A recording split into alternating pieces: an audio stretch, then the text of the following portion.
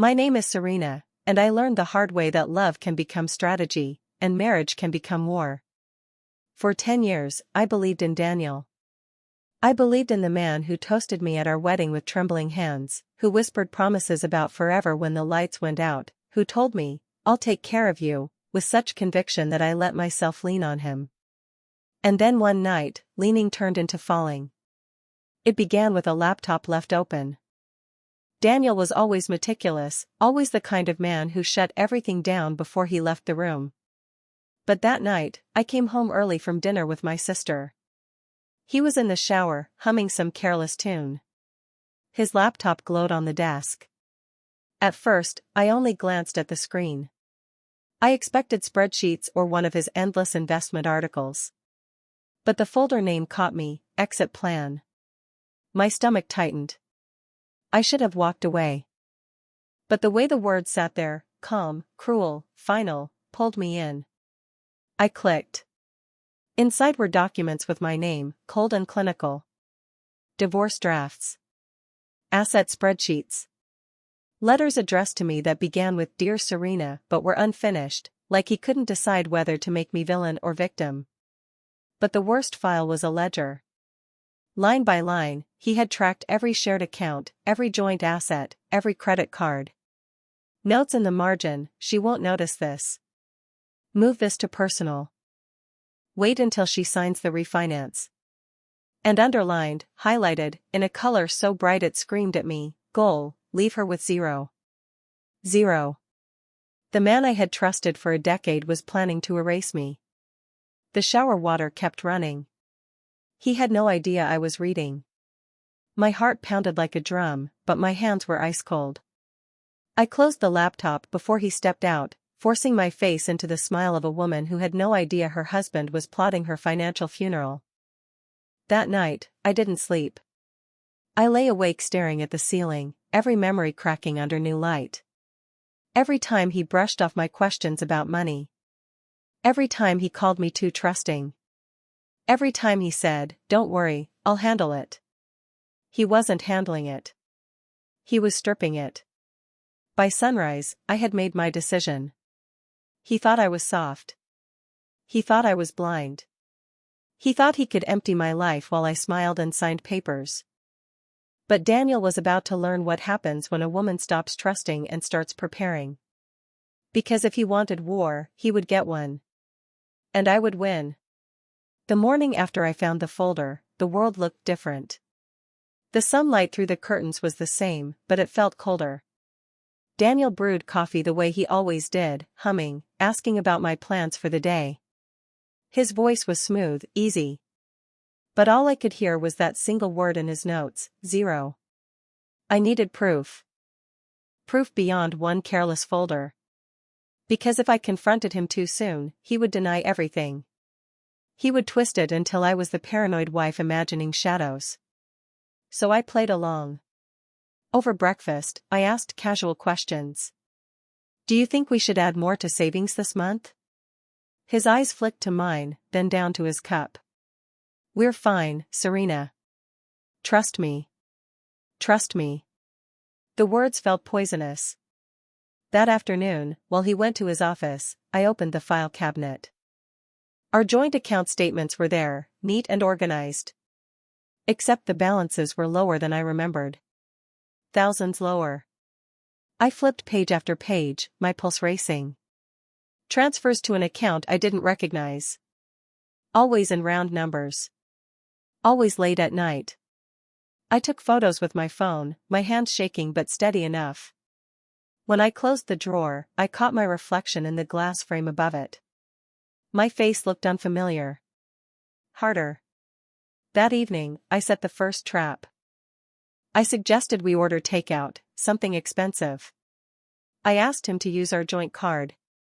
He hesitated, just for a breath, before saying, "Actually, let's use mine." The joint card had been nearly emptied.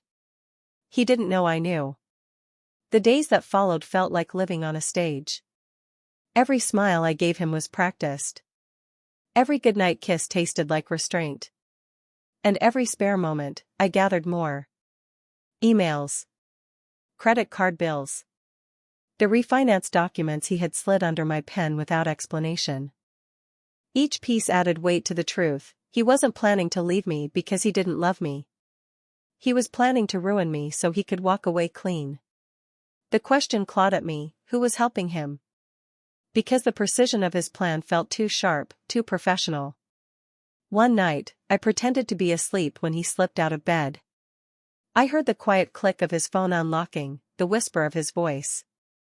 I strained to catch the words. Yes. Almost done. She has no idea. The silence after that was worse than the words. The next morning, I checked his jacket pocket. A receipt. Not for flowers, not for dinner. For a meeting with a lawyer. A divorce lawyer. I sat at the kitchen table staring at that slip of paper, the edges crumpled from my grip. My husband, the man who had sworn to protect me, was building a legal case to destroy me. But what Daniel didn't realize was that I had already started building mine.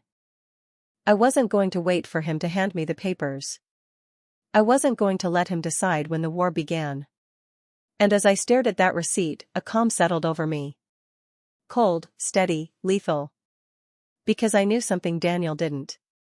I knew how to fight back. The receipt from the lawyer sat hidden in my nightstand, pressed flat between the pages of an old journal. Every time I opened that drawer, I felt the paper hum with silent electricity, like a fuse waiting for a spark. Daniel still kissed me goodbye in the mornings. He still texted me hearts and smiley faces in the afternoons. To anyone else, he was the picture of a devoted husband. But I knew better now. Every look, every word, every late night at the office was painted with a new layer of deceit. I needed more. The next Saturday, I told him I was meeting a friend for brunch. Instead, I drove to his office building, parking far enough away that he wouldn't notice my car. From the lobby, I watched him through the glass. He wasn't alone. A woman stood beside him, tall, sleek, confident, flipping through documents while they laughed over something on his phone. It wasn't the woman that stung. It was the way Daniel's shoulders relaxed, the way he leaned just slightly closer. The kind of ease he hadn't shown me in months. I snapped photos, my hands trembling but my vision clear. Later that night, when he returned home and dropped his jacket over the chair, I slid my hand into the pocket while he showered. Another receipt. Another late-night dinner with the same woman. He thought I was blind. He thought he was clever. I became a shadow in my own marriage. Quiet, watchful, invisible. I checked his laptop when he left it unlocked. I scrolled through his calendar when he showered. I mirrored his files to a hidden drive. Every click was a small rebellion. And then I found the email.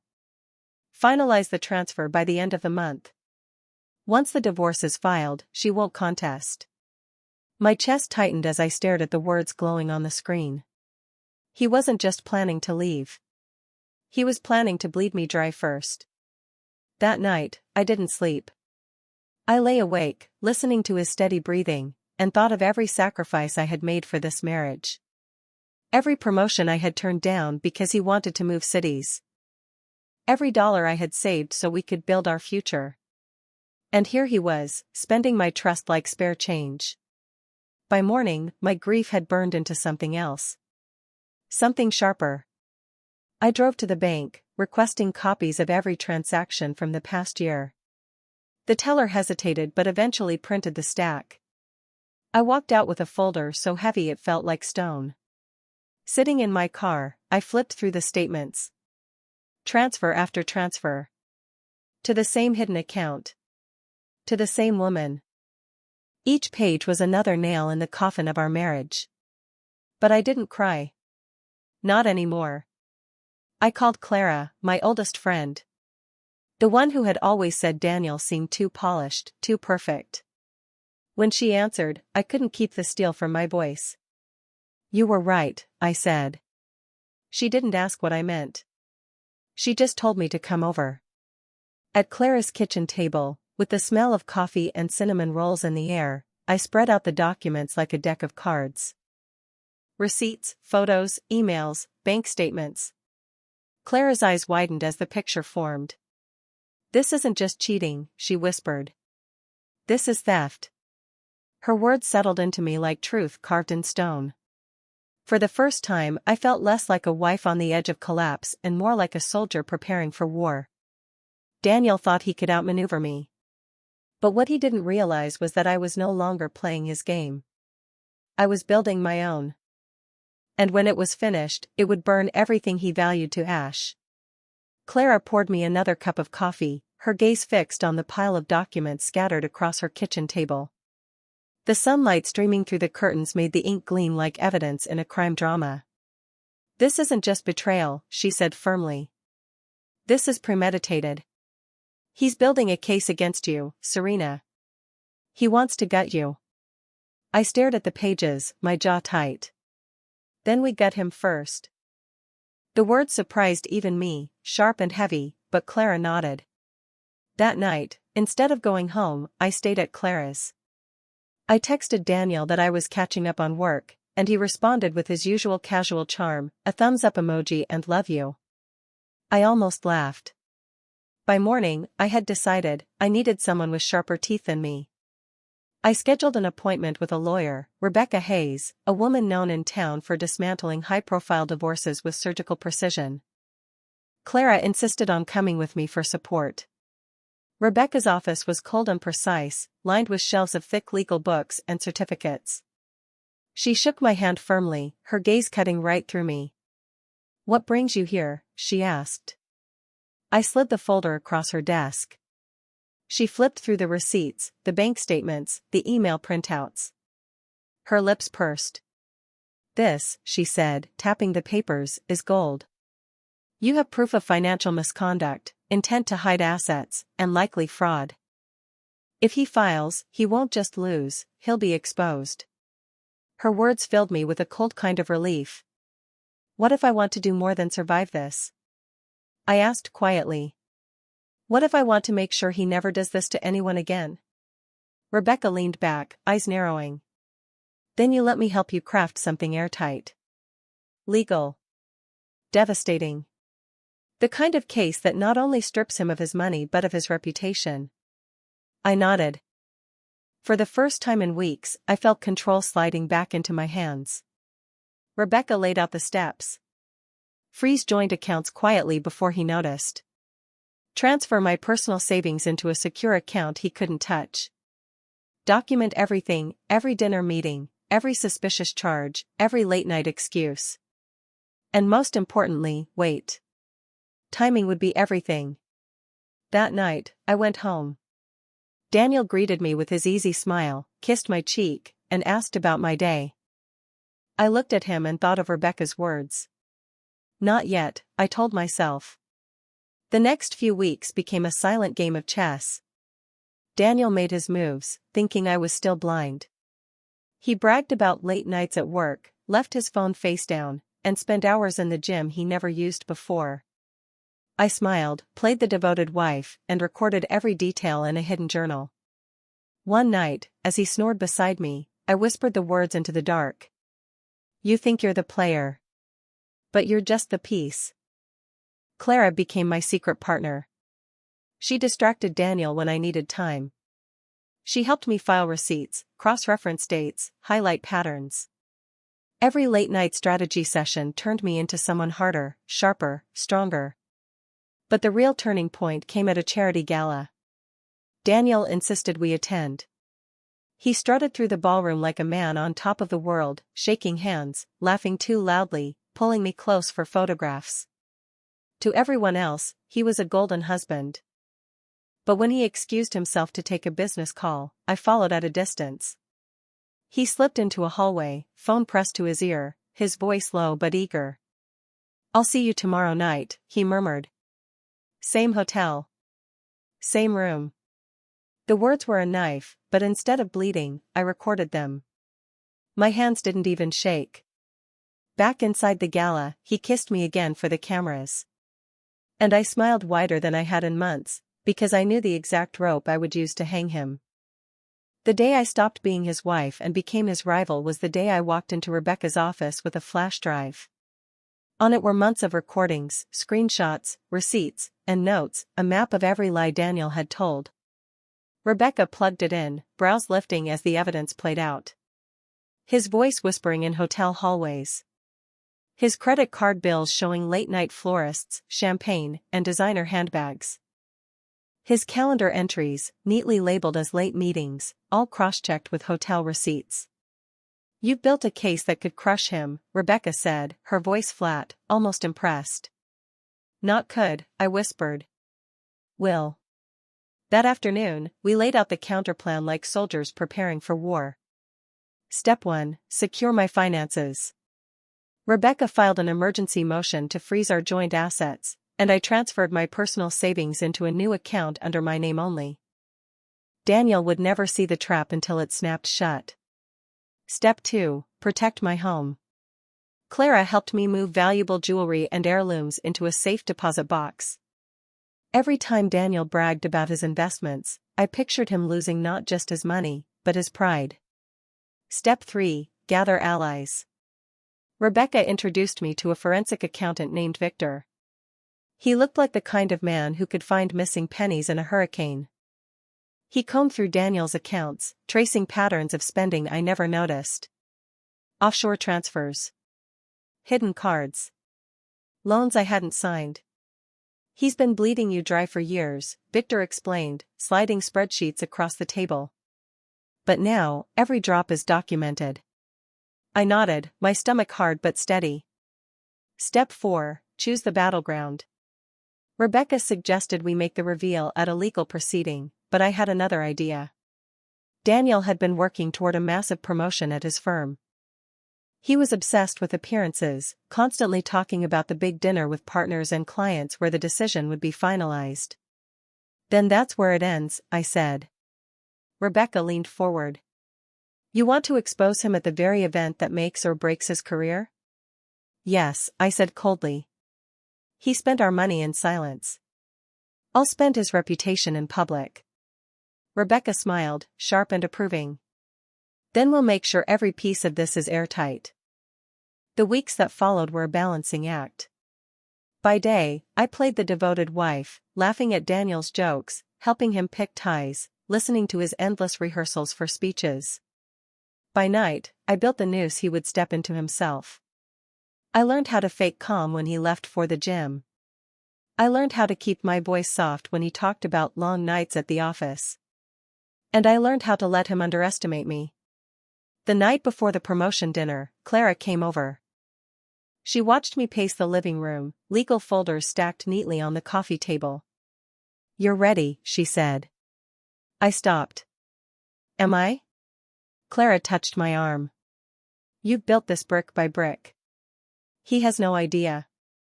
And tomorrow, you'll get everything he tried to take from you, and more."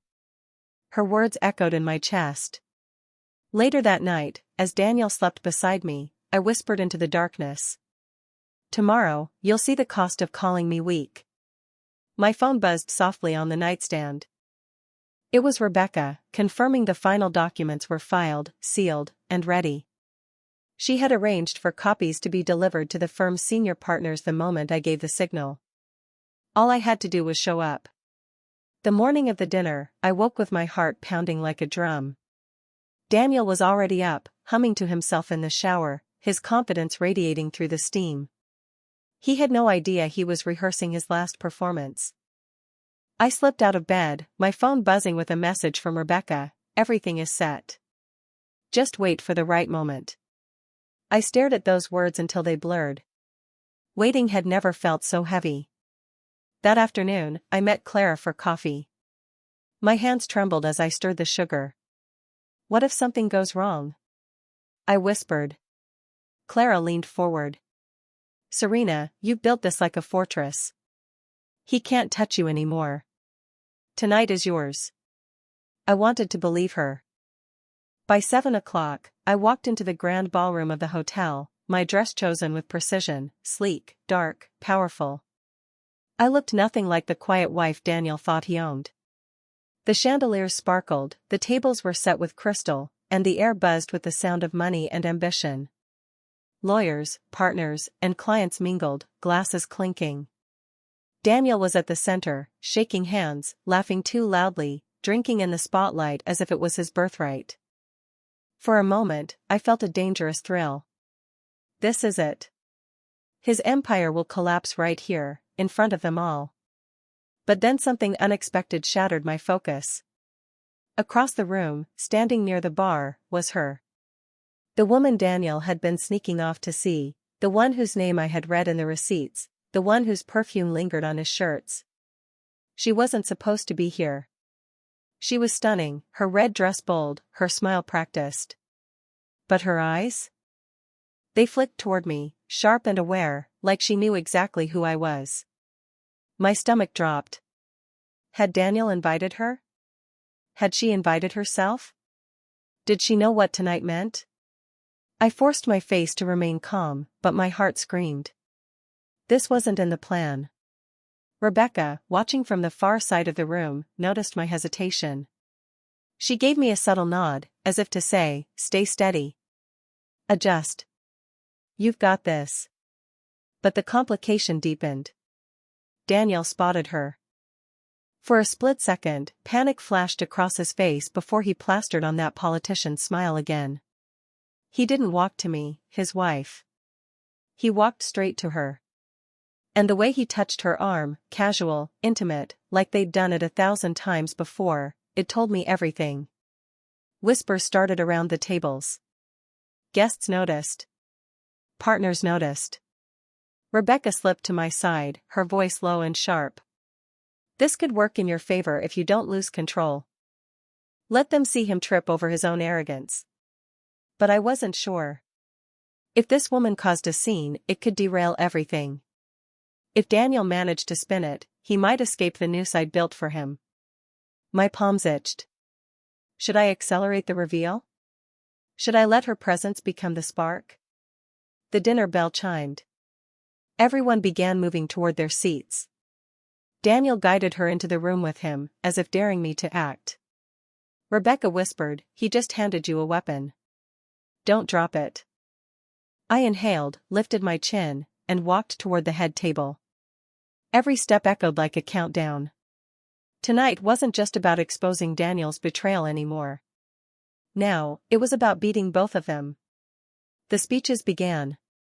Crystal glasses clinked, silver cutlery chimed, and Daniel basked in every second. The host of the evening tapped the microphone. Tonight we honor Daniel Whitmore for his exceptional dedication and leadership. His promotion to senior partner is not just well-earned, it is inevitable. The applause was thunderous. Daniel rose to his feet, bowing slightly, soaking in the admiration. He kissed my cheek on the way up to the podium, his lips brushing my skin like an insult. I smiled through it, a mask stretched thin. He started his speech. Words flowed from his mouth like honey, smooth, practiced, rehearsed. He spoke of hard work, loyalty, late nights at the office. He spoke about sacrifice, about building a future. Every word twisted like a blade in my chest. And then, he mentioned me. "My wife Serena has been my rock," he said, gesturing in my direction. Her patience, her understanding, her support through the long hours, I could not have done this without her. The room applauded again. My skin burned. I could feel the mistress's eyes on me, heavy with disdain, maybe even amusement. That was my moment. I rose slowly, letting the fabric of my dress catch the light. Rebecca gave me a discreet nod, her phone in hand, ready to capture. I stepped forward. My heels echoed across the marble as I approached the stage. Daniel looked startled, then forced a laugh. "Ah, my wife wants to say a few words." I took the microphone from him. My hands did not shake. My voice was steady. "Thank you," I began, scanning the crowd. "Yes, I would like to say something." The ballroom quieted. Forks paused midair. Every gaze fixed on me. For months, Daniel has told me he was working late. That he was sacrificing for us. That every hour spent away was an investment in our future. I turned to him. His smile faltered. "But what he did not tell you," I continued, was that those late nights were not spent at the office. They were spent in hotel rooms, buying flowers and dinners, not for his wife, but for her. Gasps rippled through the room. Heads turned. I gestured toward the mistress. She froze, her glass trembling in her hand. She's right there, I said calmly. The woman my husband has been seeing while I stayed home, paying the bills, keeping the house, believing his lies. Daniel lunged forward. Serena, that's enough. I pulled a folder from my clutch. Receipts, photos, and credit card statements slid onto the podium. Enough? You spent our money, Daniel. Rent money. Savings. On her. While standing here, preaching about loyalty. The silence was suffocating. Partners stared at him, jaws tight, faces unreadable. His boss, a stern man in a gray suit, leaned forward, his expression hardening. Daniel's voice cracked. This is a misunderstanding.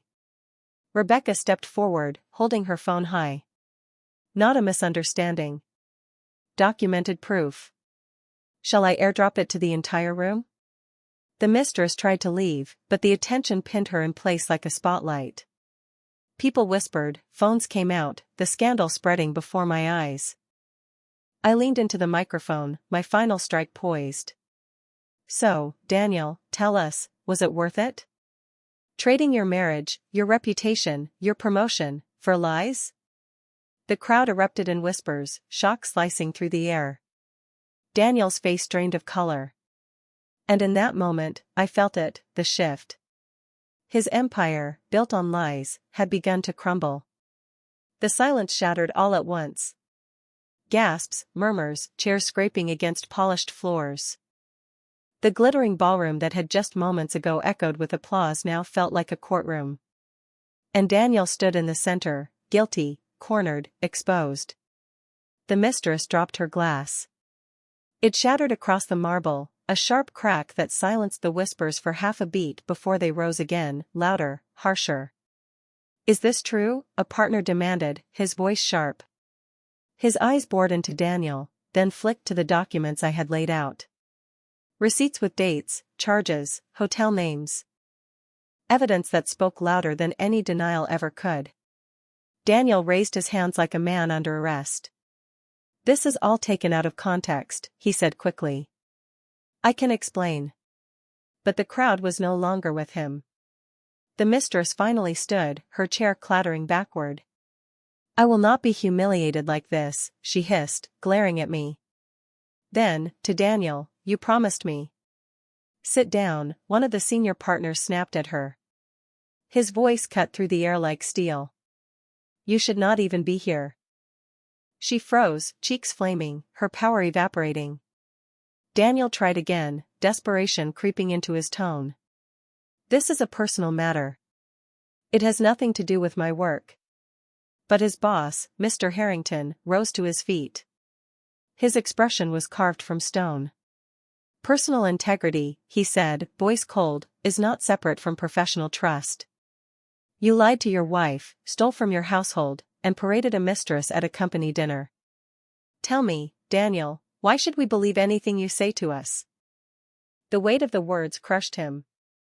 His jaw worked, but no sound came out. Rebecca, steady at my side, raised her phone slightly higher. The screen glowed.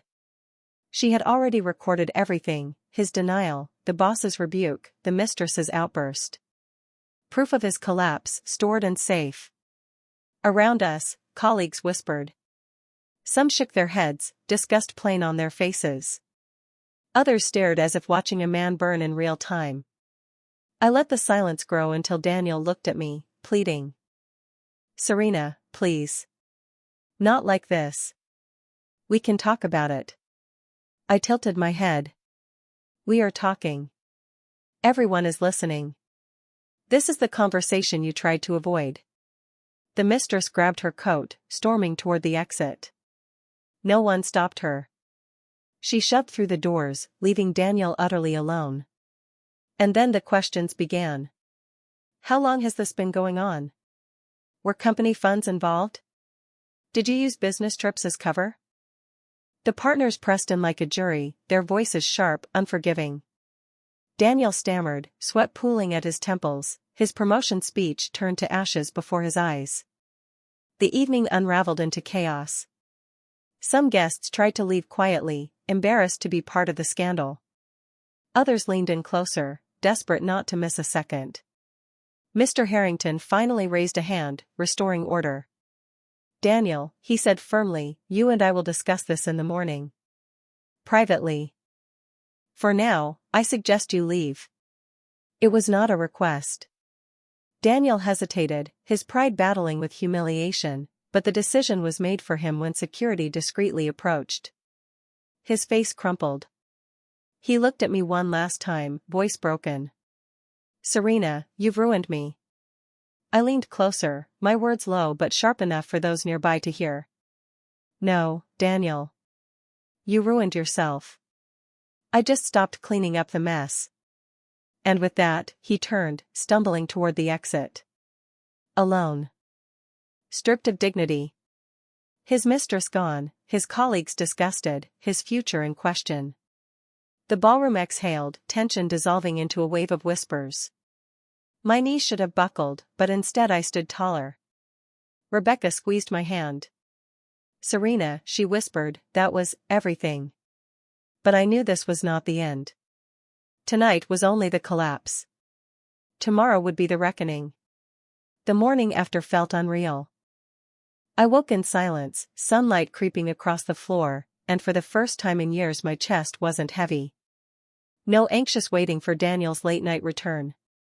No rehearsing excuses for his absences. No pretending not to smell someone else's perfume on his suit. It was quiet. Peaceful. But the peace outside my home was a storm. By breakfast, my phone buzzed nonstop. Messages from acquaintances, from coworkers who had been at the dinner, even from people I barely knew. Word had spread like wildfire. Daniel's downfall was the story of the night. Screenshots of the confrontation were circulating. His mistress storming out, his boss rebuking him, his face pale under the ballroom lights, all captured and passed along. Rebecca sent me a message with 3 words, it's everywhere now. I clicked the link she attached. A local business blog had already written an article. The headline cut like a blade, rising executive exposed at company dinner, affair and misuse allegations surface. Daniel's career wasn't bruised. It was bleeding. I sipped my coffee slowly, the taste sharper, cleaner, knowing I didn't have to hide anymore. Then the phone rang. His name flashed on the screen. I let it ring twice. Then I answered, not out of pity, but because I wanted to hear him broken. Serena, his voice rasped. He sounded older, cracked, hollow. You have to help me. Please. This is out of control. I stayed silent long enough for him to squirm. I'll lose everything, he begged. My job, my reputation. Serena, they're talking about legal action. You have to tell them I'm not. I cut him off. Daniel, for years you spent my trust like it was disposable. You drained my savings. You lied to my face. You used our life like a credit card with no limit. And now you want me to bail you out? He stuttered. I didn't mean. I spoke slower, colder. I am done being your shield. Whatever happens next, you face it alone. The silence on his end was worse than shouting. I could hear his breath hitch, the sound of a man realizing no one was coming to rescue him. Then the line went dead. By noon, the company released a statement. Rebecca forwarded it instantly. Effective immediately, Daniel Whitmore has been placed on indefinite leave pending an internal review. He wasn't suspended. He was finished. The mistress tried to salvage her own image online, posting a cryptic status about being lied to too. But no one cared. The comments beneath her post were brutal. She had been exposed alongside him, and she was collateral damage in his implosion. My parents called that night. They had always adored Daniel, the charming son-in-law, the rising star. My mother's voice trembled. Serena, is it true? All of it? Yes, I said plainly. And now you see the man you defended. There was no apology, not yet. But there was silence. The kind of silence that admitted shame. The following week, my lawyer confirmed the divorce papers were moving swiftly. With the evidence of financial manipulation and betrayal, I was not the one at risk. Daniel had nothing left to fight with. And me? I wasn't broken. I was rising. I started sleeping through the night. I laughed again, really laughed, with Rebecca over drinks as we scrolled through the endless commentary online. I felt lighter every day that passed without Daniel's shadow darkening my door. Still, the memory of his words haunted me. You've ruined me. But the truth was simple. I hadn't ruined him. I had just stopped protecting the illusion he had built. He had ruined himself. And the world had finally seen it. My name is Serena, and this is where my story changes from survival to freedom. When Daniel's world collapsed, I thought I would feel only anger. Maybe bitterness. Maybe even a hollowness where love used to live. But standing here now, weeks after the night that rewrote my life, I feel something else. I feel strong. Daniel tried to strip me of everything, my savings, my trust, my sense of worth. He wanted me small. Silent. Dependent. But the moment his lies cracked under the weight of truth, I realized something. I had always been stronger than the illusion he built around me. The court process was swift. With the proof of financial betrayal and emotional manipulation, the judge looked at me not as a victim, but as someone who had finally chosen to fight. Daniel signed the divorce papers without contest. He walked out of that courtroom with nothing but the clothes on his back and the trail of his own destruction behind him. And me? I walked out with my head high. Rebecca squeezed my hand as we left the courthouse. You did it, she whispered. And for the first time in years, I believed it. I rented a new apartment, small, yes, but it was mine. No shadows in the corners, no hidden debts, no secrets carved into the walls. Just light. Just peace. Just me, building a life on honesty instead of illusions. The whispers about Daniel continued. Articles. Gossip. Former colleagues dissecting his downfall. But I no longer checked every post or screenshot. That wasn't my burden to carry anymore. My revenge wasn't about keeping him chained to me through shame. It was about cutting myself free. One evening, I stood on my balcony watching the city lights flicker. The same city where I once felt invisible, where Daniel convinced me I needed him to survive. Now, those lights looked different. They weren't reminders of what I had lost, they were promises of what I could create. I thought back to that night at the dinner table, the night when I exposed him. Every eye on me, every word trembling but steady, every lie unraveling in real time. That was the moment I stopped being afraid of being too much, too emotional, too loud, too demanding. Because the truth is, I was never too much. He was never enough. And maybe someone watching this, right now, needs to hear the same. Maybe you've been told you're too demanding, too emotional, too difficult to love. Maybe someone tried to convince you your instincts were wrong, that your worth depended on their approval.